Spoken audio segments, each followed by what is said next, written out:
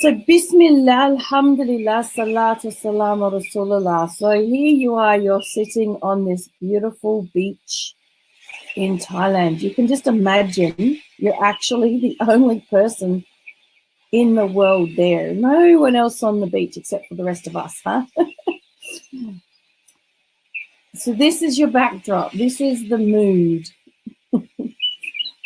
And so today I'm going to start with taking on a little bit of a journey to discover what could potentially get in the way of your making your dream project come true. So hopefully you've done the exercises that we've been doing where you've been looking for your genius zone and finding your genius zone and then deciding what it is you want to do with your genius zone. All right. You're feeling quite relaxed.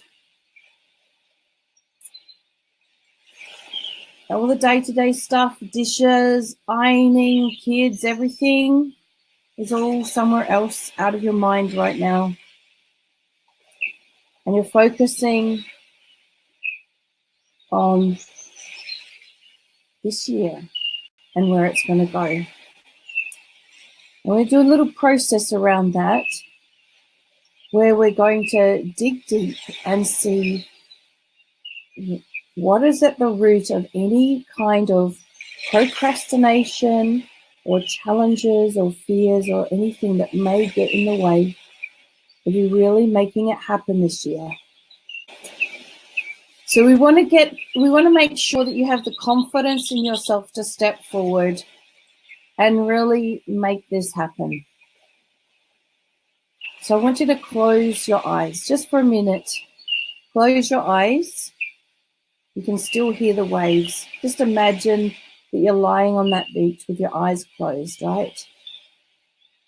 And I'm going to get you to visualize or imagine something. And it's going to work better if your eyes are closed. Just imagine that, you've been walking on the beach and you've got sand over your feet. Oh, I love that feeling. When you've been walking through the first part where the waves are washing in and you felt your feet and your toes sinking into that wet sand. Now you're lying on the warm sand and you feel quite relaxed and calm and peaceful. There's a little breeze, so you're not too hot. There's no one around, so you don't have to be all covered up in hijab and all that sort of thing, right? Okay, so you can be just free and easy. Alhamdulillah. And your eyes are closed. And okay, I want you to imagine, I want you to look inside your own mind like it's a movie screen, like you're playing a movie, all right? Look inside as if you're playing a movie. So just imagine what it would be like if your imagination could just paint a picture of you appearing on that movie screen. Just see yourself there. Imagine you can see yourself there. Now just see that image of you and just notice that you're standing on a stage. You're standing on a stage and you're in front of an audience of hundreds of people.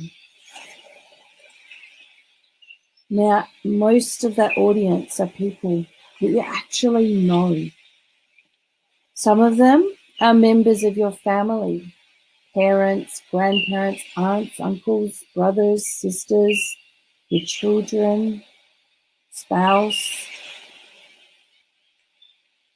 Then, there's your friends, people that you're friends with through online circles.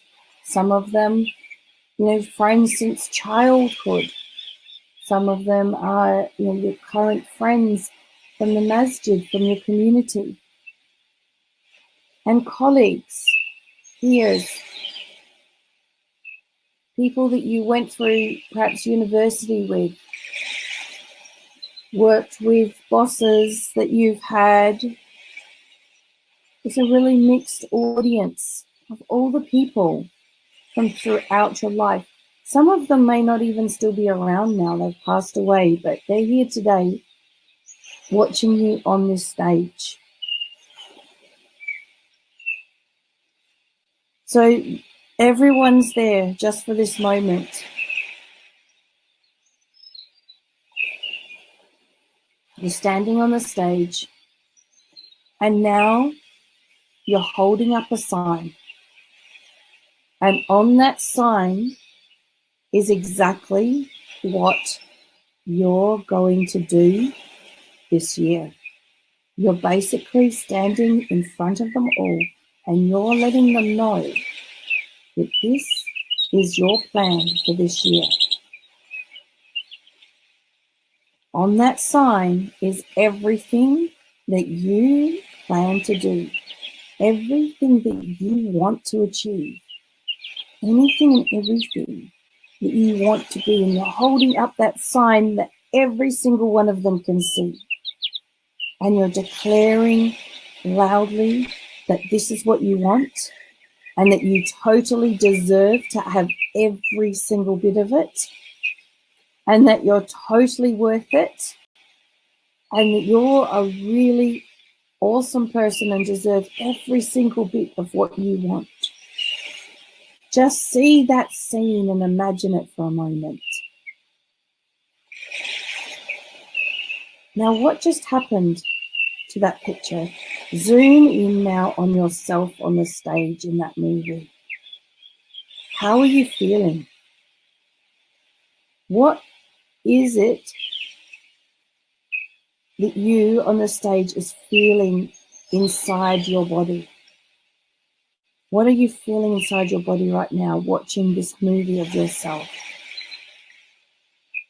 So people who do this often report sometimes feeling anxious or stressed, or maybe along with that feeling some embarrassment or shame. Some may feel excitement, exuberation, feeling a sense of freedom, so feeling a sense of panic. Don't let me, limit it just to that. Sometimes you might have feelings or words going through your head like, who do I think I am? I want you to just sit now for a moment and go right inside and really notice the feelings and the emotions that are coming through your nervous system. Just for a second, notice where you feel it and how strong it is. And if there were two main feelings going on for you right now, what would they be? And it's okay to guess. There's no perfection in this. This is just an exercise. So what are the two main feelings that are coming up for you? So if you're not sure, just guess what they would be. And notice when you're feeling anxiety or some type of stress response or embarrassment or shame. It means that what you did or said on that stage, something might have broken a rule that you learned you were never supposed to break. So when you just declared your purpose in life, that your genius zone, the thing that you're going to do this year, and how great you are and how much you can do this and how much you want this and why you deserve to have it and why you want it. What rule did you break? What rule that came from your family or your childhood or your schooling or back from your past did you break? You've known this your whole life, but maybe never really thought about it, but just let it come to you. What rule did you just break?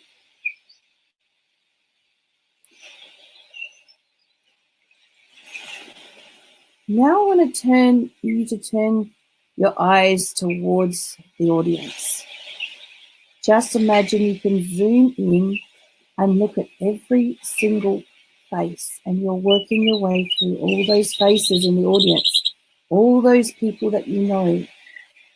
What reactions do you see from those people? What are they doing? How are they looking at you? Are there some cheering for you?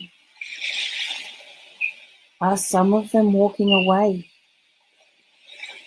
Are some of them looking at you like, what do you think you're doing? Who do you think you are? Do you see doubt on their faces? Do you see disapproval? Do you see joy? Maybe they're saying, what do you want to prove? Okay, go prove it then. You know, they're kind of like challenging you. Do some of them look angry? Are some of them laughing at you, turning their back on you? Or others holding out their hand and saying, hey, yeah, I'm here to support you. Look through all of those faces in the audience.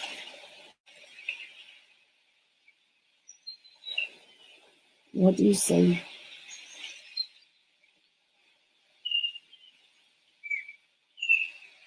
So now I have another question for you. As you declared, I really deserve it.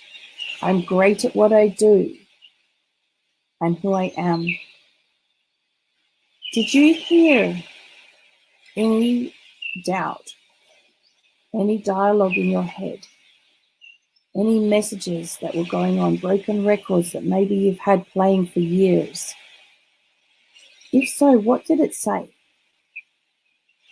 This is usually something that just pops automatically as you say something like that to yourself. Maybe imagine yourself saying it right now. I really deserve it. I'm great at what I do and who I am. What comes up for you in that moment? What is the message? Do you believe it? Or is there an inner skeptic, inner critic popping up? I want you to really hear what that automatic self-talk is.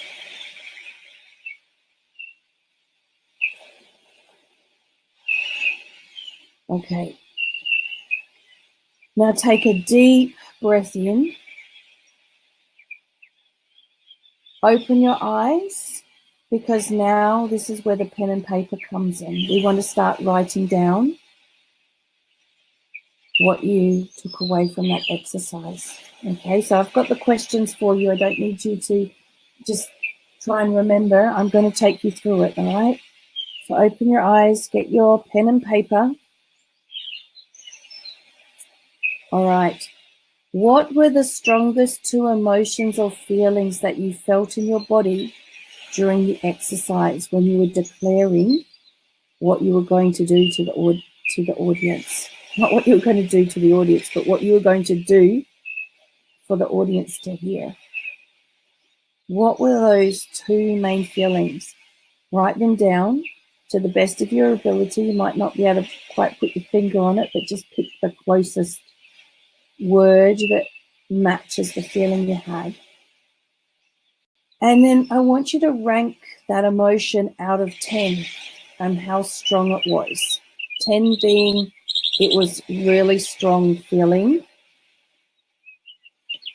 and 1 being obviously it wasn't that much of a feeling. So for both of the main feelings that you had, rank them out of 10.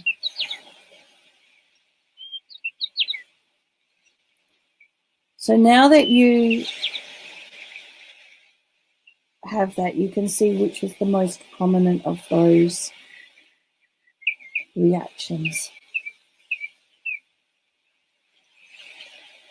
So now when you turn to the audience, what was the most prominent negative reaction you saw from the audience? So amongst all the audience, maybe there was a whole range of different expressions, different ways that the people interpreted or responded, is a better word for it, to your declaration. What was the most prominent negative reaction? Take a moment to write that down. The most negative reaction from the audience.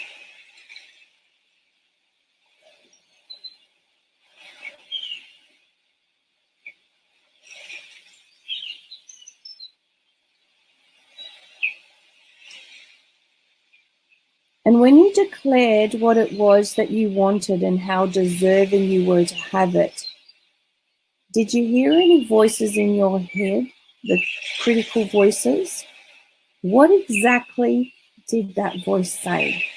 Think about what words went through your head in that moment. What were they?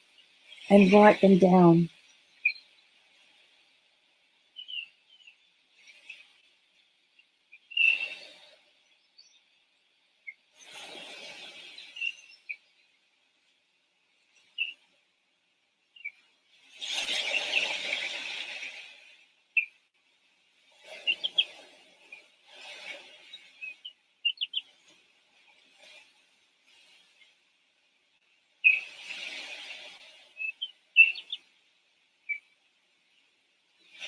And then what rule did you break on that stage that you had vowed, likely from a very young age, never to break? Because if you did, there would have been consequences. So what rule did you break in that moment? So it might have been something, a rule that was repeated over and over in your childhood, or it might have been a rule that you created yourself for yourself. But in that moment, what rule did you break?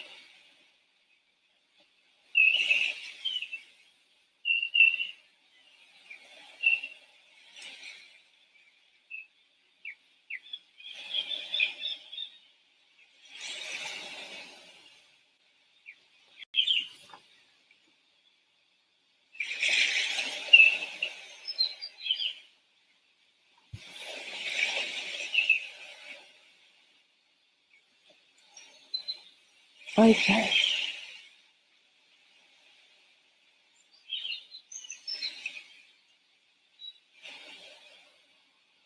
So what we've been through there is discovering potentially some of the things that may be going on for us in our own mind that will get in the way of us stepping forward. So let's just unpack that a little bit and understand what's going on.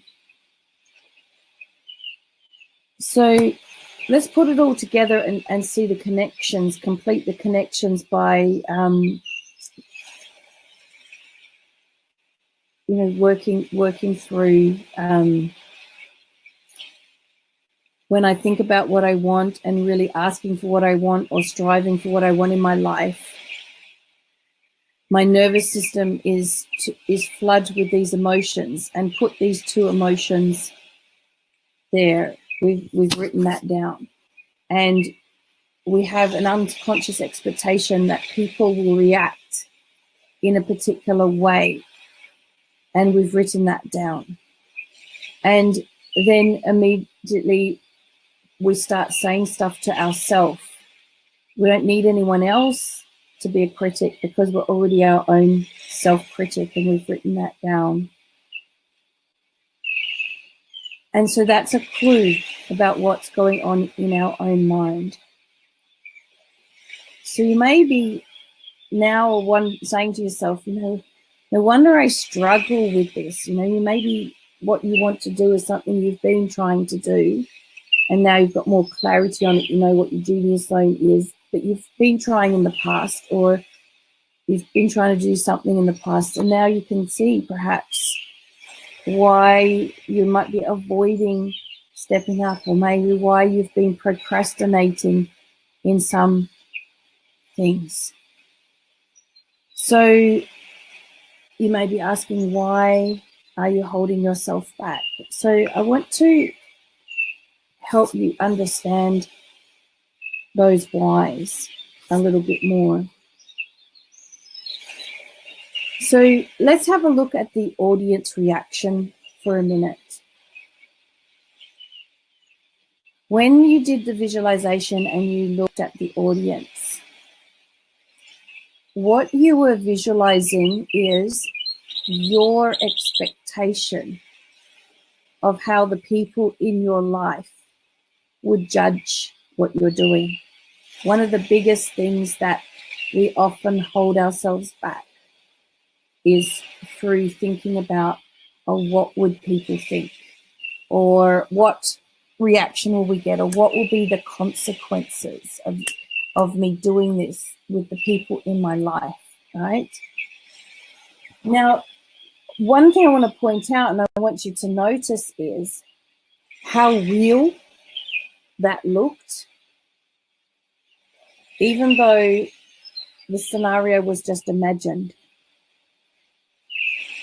One of the things that we are really good at doing is predicting how other people are going to feel and react, and then making and basing our decisions on whether to go ahead based on our own prediction of their reaction and their thoughts about what we do. And you might be saying, well, you know, I have pretty good evidence to support the fact that this is the way it's going to be, because every time I've tried to do something before, that is the way they've reacted. But there's something missing in that picture that we haven't taken into consideration when we continue to judge future situations based upon the past.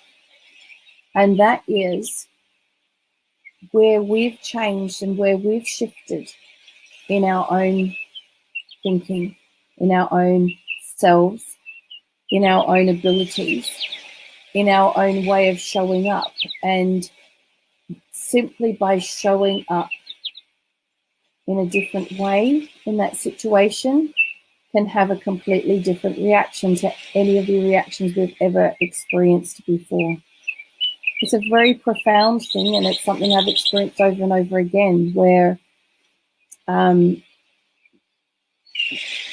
example that just came to my mind then as an example was, you know, my teenage sons and the fact that they used to be quite angry and aggressive kids from what they've, you know, been through. And when I used to try and take charge of the situation and set limits with them, it just didn't work, because there was so much fear, there was so many thoughts in my head of how's this going to turn out, how are they going to react.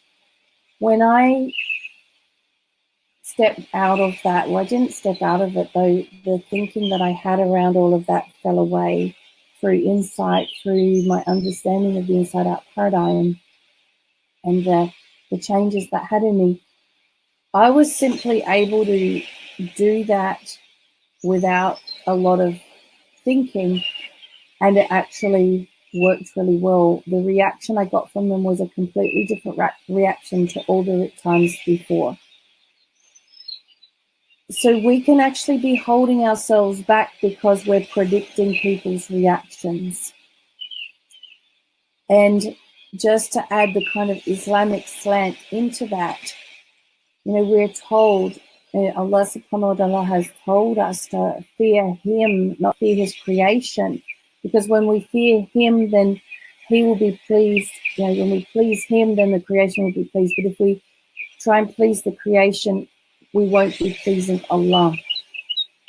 So we're missing out on opportunity to earn reward by doing this amazing good work, because we're fearing the reaction of people. We are possibly even not doing things that we shouldn't be doing in order to please people, and so therefore displeasing Allah. So I want you to, the whole point of pointing this out is I want you to understand that.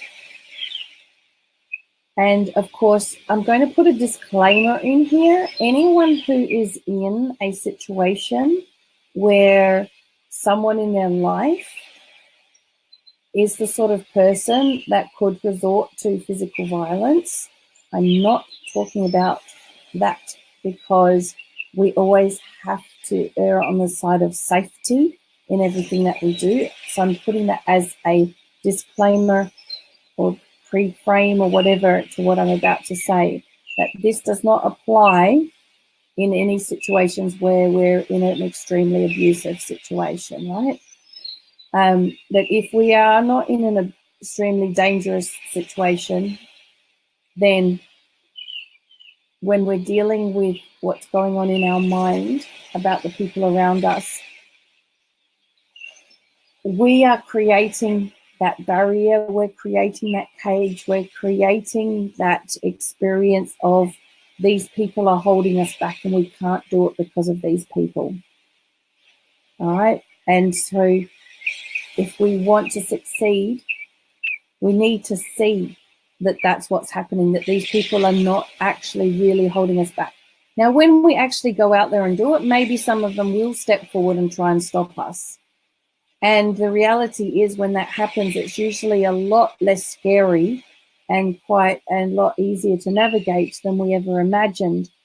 But we never actually get to find that out because we hold ourselves back and don't try in the first place because our imagination has created these massive scary pictures about what the reaction's going to be or the fallout's going to be. All right, so that is what I wanted to say about the audience and the reaction of the audience and what that really means. It doesn't actually mean those people who gave a negative reaction are necessarily going to do that. It means that's what we're imagining they're going to do. And if we base our decisions, whether or not to go forward on those reactions that we just imagined, we're basing it on our own thinking and not on reality. And when we can see that, one of the powerful things that can happen is we're actually able to approach those who we have the biggest fear about or the biggest concerns about in quite a confident manner and have a conversation, a very grown-up adult conversation with them about what it is we want to do. And sometimes we can be extremely pleasantly surprised by their reaction because we've actually created in our mind versions of them that may not be the true version of them. Like, you know, this is what we call separate realities. We're all living in our separate realities. So that is one part of it. Another part of it was about the breaking the rule. So when we're younger, we've interpreted situations, interpreted our life through childlike lenses. Because, of course, at that time we were a child, and that's what we are capable of. And we've set up rules for ourselves. And it might be that as a child, if we ever spoke up for what we wanted, because that's kind of relevant to this scenario, that we were ridiculed. Or when we stood up for what we wanted, we were yelled at. Or, you know, maybe we were in an environment where everyone was disconnected and no one really acted in a way like they cared. And so the rule was, you know, what I want isn't important, or I'm not good enough, or I don't matter. In fact, they're kind of some of the voices that you might have heard in your head. And so we've created this rule that, you know, that might be all right for other people to be able to do that, but it's not okay for me. And so we've decided, we've made these rules, or it could be that we've grown up in a family or in a community or in a culture where women don't do this, or so it could be a cultural, societal, or family kind of message, or it could be just our own rule that we've created ourselves based on our own personal experiences. So again, I want us to see it for what it is. That this is an unspoken rule. It's not actually a real rule. It's a rule that we've internalized and we've oppressed ourselves with probably all our life. We've held ourselves back from doing what we really wanted to do, what we're really good at doing, what we really need to do, what Allah subhanahu wa ta'ala created us to do. Because each and every one of us has been created to be part of the solution. And it's our job to discover what that is and embrace it, and then earn abundant reward from Allah by putting it into practice, showing him our gratitude for using it for his sake, using that blessing for his sake. But somewhere along the line, these unspoken rules took over, and we created our own cage of rules that we've then locked ourselves in. And now it's like we can't get out. We can't reach forward and do what we want to do. Again, I want you to see it for what it is. It is something that is imaginary, that's thought up. It's not real. It's almost like we're living our life at our own gunpoint. You know what I mean? That when you're at gunpoint, that means somebody's holding a gun to your head. It's like if you do any of the things that the person holding the gun says not to do, or if you don't do what the person holding the gun says you have to do, then obviously that's it, and you're gone, right? It's almost like we've created that own person in our head. We're holding ourselves at gunpoint. That if we do this, then we're breaking the rules. That's it. If we don't do this, and we're living in a life of should. We should do this. We should do that. Not I want to do this, and wanting it from a place of obedience to Allah, wanting it from a place of loving Allah. That's what we're talking about. I'm not talking about our just desires that might come from our ego, from our nafs. I'm talking about our real want to be of use, to have a purpose, to be part of the solution. That's what I'm talking about. Something that is going to please Allah, not something that's going to displease Allah. In fact, it would be displeasing to him that we are holding ourselves back. So those rules are the rules that were meant to be broken. They're meant to be broken. They are the rules we have to break, actually. So we talked about also the two main emotions that kicked up. Again, isn't it interesting how you were just visualizing the situation? You weren't actually on a stage. You weren't actually talking to all those people. And yet you had an emotional reaction of some kind to that experience. Well, maybe you didn't. Some people might not have. But generally speaking, if we really are imagining ourselves in that situation, we feel something. I want you to appreciate and realize that those feelings have just come from your thought, from your own imagination. And that is what is happening for us throughout our life. That when something is coming up, we're basically playing that movie of imagining how it's going to be and how we're going to feel. But the reality is we actually do not know how we're going to feel in that moment, because we actually do not know how we're going to think in that moment. And so again, if we're basing our decisions upon our projected idea of how we're going to feel, again, we're basing our decisions on something that is imaginary, something that's not real. So here's an example, and it is another going on stage example, right? So say, for instance, someone is paying you $50,000 to stand on this stage, and it's a stage of hundreds, maybe thousands of people, and you've got to stand up there and talk about your genius zone and why that's important to you and what you're going to do with that, right? So it's an hour before you're going on stage. What are you going to be doing?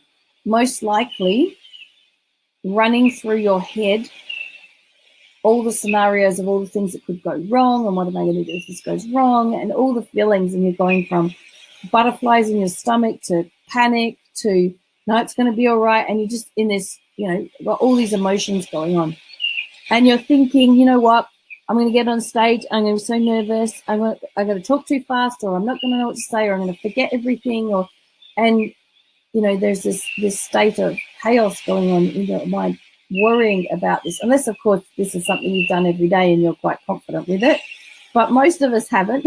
And most of us, even if we have, would still feel nervous, right? And so we're predicting that we're going to feel a particular way when we're on stage, and that's going to interfere with us presenting our message. So let's now go to 5 minutes before. We're predicting that we're going to feel nervous, because that's the most logical emotion we can think of that we're going to feel when we're on stage. But we get this phone call 5 minutes before going on stage. Our child was playing in the playground with the babysitter and broke their arm, and they're rushing off to the hospital. Now we're standing on stage. Are we feeling nervous? We're not feeling nervous at all. We're feeling worried, concerned. Our mind is racing. Oh, I should be there with my child.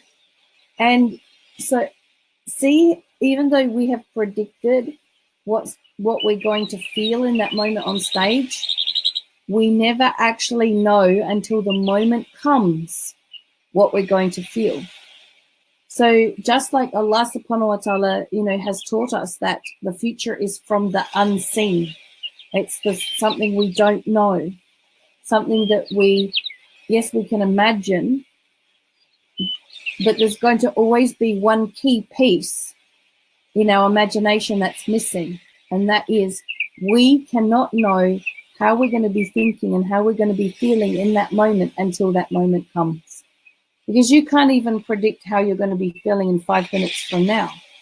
You don't know what I'm going to say to you that's going to take you on another little emotional journey, right? No, so I haven't got any more of those surprises for you. But, if I had, I could have taken you somewhere else, skydiving or something like that. We're doing a skydive into this beautiful water, right? Or we're going parasailing or whatever. Sorry, I just choked on my own words.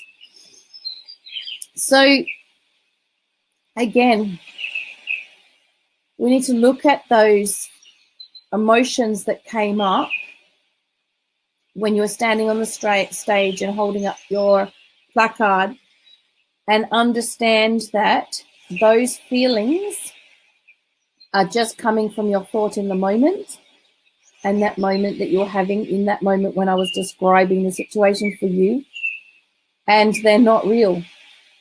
They're not a reason to make your decision one way or another to go forward, right? So what was the final thing? There was 4 things. Hang on, let me recollect my mind. The 4th thing, oh, that's right, it's the voices. What was going on? Those messages.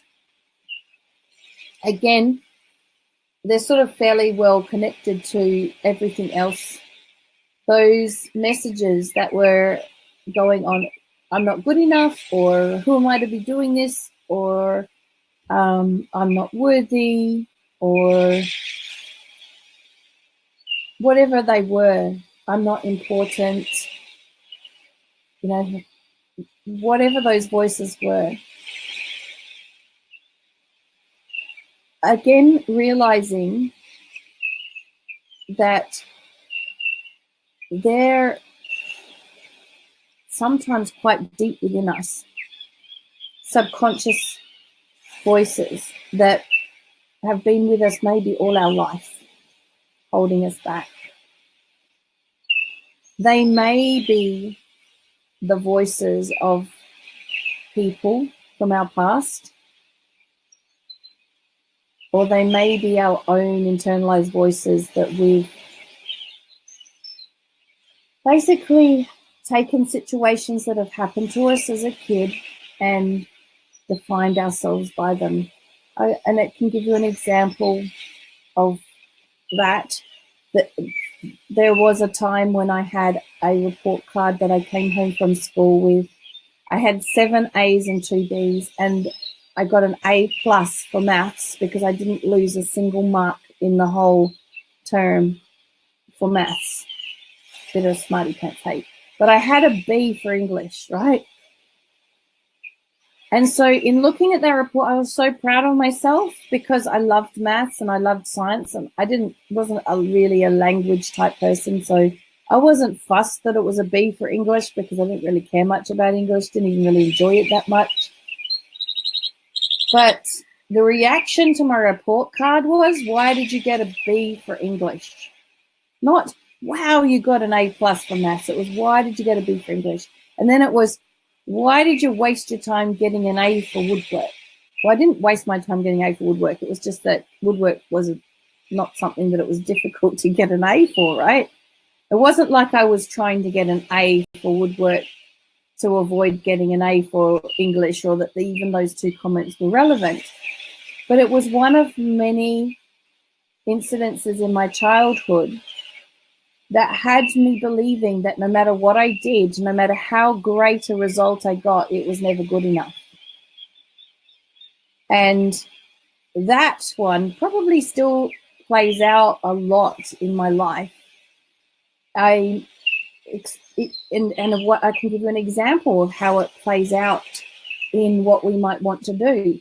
So there was a specific moment in 2017 where I had this massive business growth.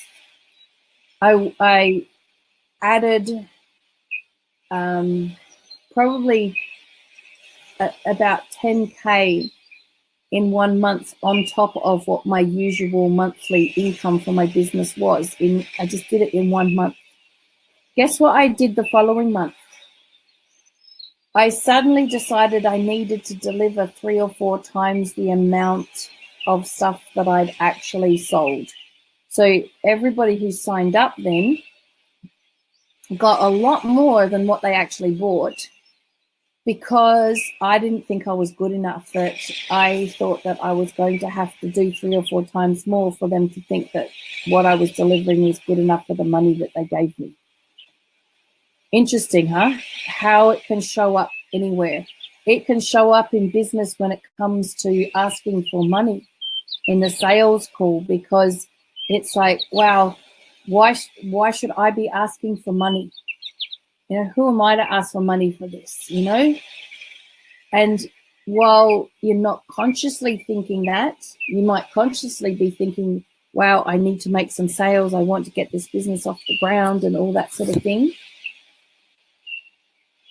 The message that the person you're talking to is sensing from you is doubt, self-doubt, that, you know, maybe this isn't worth it. And so they don't have the confidence to make the purchase because they're not feeling the confidence coming from within us.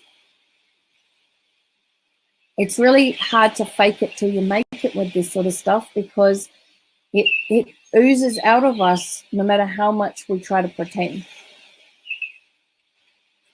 But I don't want to leave you with this doom and gloom. I want to leave you with a sense of hope, because in fact, all of this is our own thought in the moment. None of it is actually a real barrier to your success. And that the more you can see that the experience you're having is coming from your own thought in the moment, the less story you have in it, And the quicker any kind of reaction you have, any kind of emotion you have, or any kind of thinking you have falls away. And because it falls away quicker, you spend more time feeling confident, feeling, resilient, so that, in this type of work, whatever you endeavor to do, guess who's going to want to get in the way of you achieving it? Shaitan. You're going to have tests all the way through this. Don't expect to be not tested.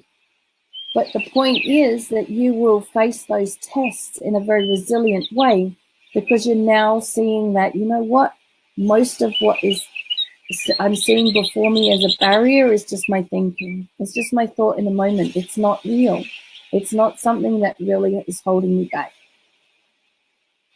And so we will fail our way to success, because we will fail. But guess when we learn the best lessons is when we fail. Boy, have I learned the best lesson from 2018. 2018, I'm not saying it was a failure, but it was a year where I steered down a wrong path. And I've steered now where I'm meant to be. And it's like this massive sense of relief. I've been spending a whole year like I'm paddling upstream against the, against the tide or against the flow of the river. And it's been hard work, and I was feeling quite exhausted by the end of the year. And that exhaustion felt really real, right? It felt like I'd need to go where this picture is now, this beach is now, and spend, 3 months there to get my mojo back. I was feeling that exhausted, that overwhelmed, that just burnt out. But the minute I saw clearly that what was really going on and what I was really meant to be doing, and I made a decision, I can tell you the sense of relief, the sense of energy, the whole change in my whole well-being in one moment. It was one thought, one decision, and my whole energy changed. My whole vision changed. I didn't see all the barriers anymore. I wasn't feeling all the negativity anymore. I didn't need to go to therapy. I didn't need fixing because nothing was broken. I'd just been thinking about it. I'd been thinking about it wrong and going in the wrong direction.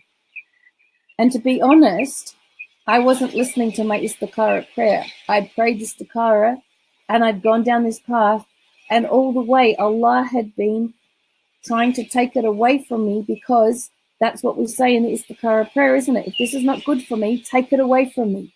If it's good for me, bring it to me. Well, it definitely wasn't coming to me. It was being taken away.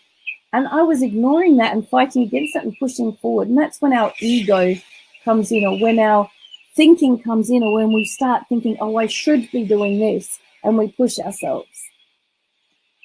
But again, it's all our own thought in the moment. So I am going to share with you what I realized. And I don't know, some of you may not be very excited about this decision, given the group that you're in. I realized that I wasn't meant to be doing business coaching. And that doesn't mean I'm not going to fulfill my obligation to all the people that I'm doing business coaching with already. And it doesn't mean that I'm not doing business coaching anymore, because there will be business coaching in what I do. But my direction and my purpose is meant to be down the path of teaching the inside out paradigm. What I've just been telling you about right now is part of teaching the inside out paradigm, about feelings coming from thought in the moment and the implications of that, how that's playing out in our life, and how that frees us from our own self-oppression.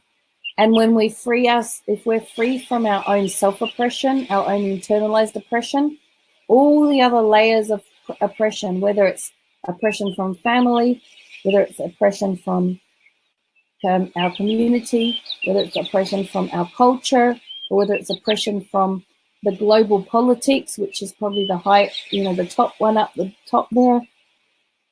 All of them come tumbling down when we no longer oppress ourselves. And that's what I have experienced. And that, I feel, is my mission. And so my mission is going to be focused on helping sisters learn this more, understand this, have this as understanding in their life, so that they can push forward and do the amazing work that they need to be doing, like all of you. And I want to train as many experts, coaches, people who are wanting to help others, certifying them in this understanding, in how to deliver it and help others understand it, so that they're helping more people get it too. And that's where the business coaching will come in, because I will also teach them how they can, build their business at the same time as becoming certified. So I'm not getting rid of the business coaching, but it's not my focus now. Whereas all at 2018, that's what I was focusing on, was marketing the business. So you might not be excited by that, because perhaps I won't be sharing as much in WhatsApp this year as I was last year, because my direction has changed. But you might decide that you like what you've heard today, and you might want to follow that. And maybe what I'll do is create a different WhatsApp group. And that WhatsApp group's going to be about how do we make sure that we're not allowing our own imagination and our own thoughts build us a cage that we're locking ourselves in and stopping us from achieving what we need to achieve. Maybe I'll rename the other group, and you can all join back to the other group with the other sisters, and that will be the direction moving forward. It won't be so much about business strategy, because that, while I can do it, and I can do it really well, I have, a degree in IT, so all the technical stuff is great. I can do that. I have a degree in teaching, so I can teach it. I can do that. But I was doing it because I felt I should do it, not because that's what I really wanted to do. Right in my core, what I really want to do from within is I want to help end the oppression of Muslim women, or be a part of that, obviously. I don't have any views that I can end the oppression of Muslim women, full stop, the whole world. But, there's no harm in dreaming that that's possible.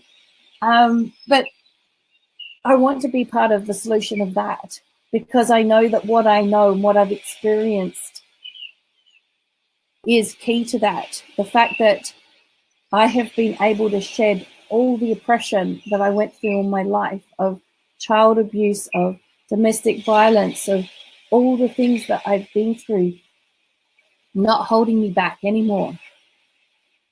That, I can see, or I feel really connected to the guidance from Allah of what direction, except when I'm ignoring it, obviously, last year. But you know what I mean, that in other aspects of my life, I was still quite connected to where Allah was guiding me.